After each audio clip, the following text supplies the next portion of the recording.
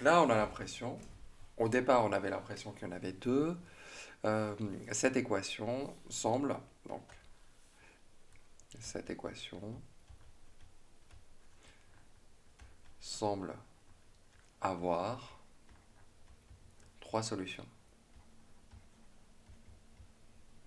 D'accord?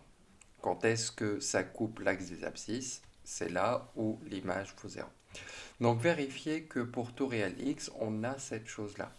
Bien entendu, il n'est pas aisé de factoriser, puisque là, je vois pas de facteur commun, je vois pas quelque chose, genre une identité remarquable. Donc ce que l'on va faire, on va plutôt partir de l'expression de droite. Ça, je sais faire la double distributivité.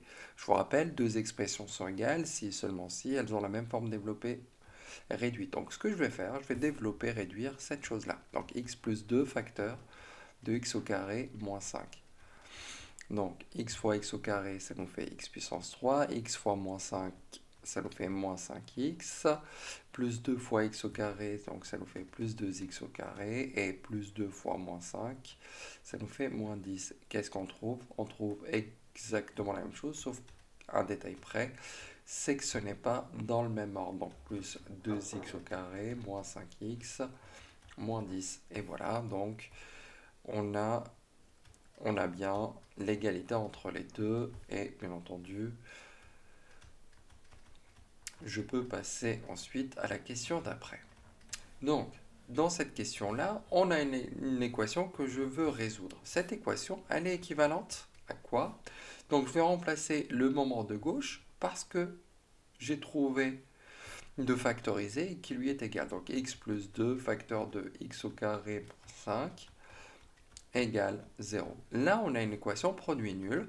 Donc finalement, ça revient à dire que x plus 2, c'est égal à 0, ou x au carré moins 5, c'est égal à 0. Donc x plus 2 égale 0, il n'y a qu'une seule solution, qui est moins 2. Donc je passe plus 2 de l'autre côté, ça nous fait moins 2. Donc je passe à celle-ci. On a x au carré égale 5. Je passe moins 5, ça devient plus 5. X au carré égale 5. Ça a deux solutions. Ok, donc je pars de celle-ci. Donc les deux solutions de x au carré égale 5, c'est x égale racine carrée de 5 ou x égale moins racine carrée de 5. Finalement, l'ensemble des solutions, c'est moins 5, pardon, euh, moins racine carrée de 5, 2, moins 2 et racine carrée de 5. Peu importe là. Voilà. Je vais passer aux choses suivantes. Donc là, pour la parité, je vous rappelle, une fonction est paire. Donc on la courbe, elle a pour axe de symétrie l'axe des ordonnées. Elle a pour l'axe des ordonnées, ça sera l'axe de symétrie. Donc la première, on voit bien qu'elle est symétrique par rapport à l'axe des ordonnées. Donc c'est une fonction paire. La 2. Donc là, l'axe des ordonnées n'est pas l'axe de symétrie. Donc elle n'est pas paire.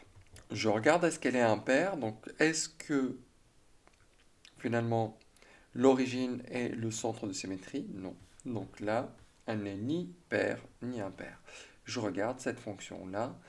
C'est une fonction impaire puisque l'origine du repère est le centre de symétrie. Donc quand vous renversez, vous trouvez que c'est exactement la même chose.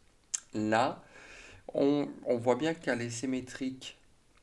Elle a une symétrie axiale, mais l'axe de symétrie n'est pas l'axe des ordonnées, donc elle n'est ni paire ni impaire. Je passe ici. Donc si je dois compléter, donc je dois faire quelque chose qui soit en miroir. Donc là, ce n'est pas assez précis, donc j'essaye de...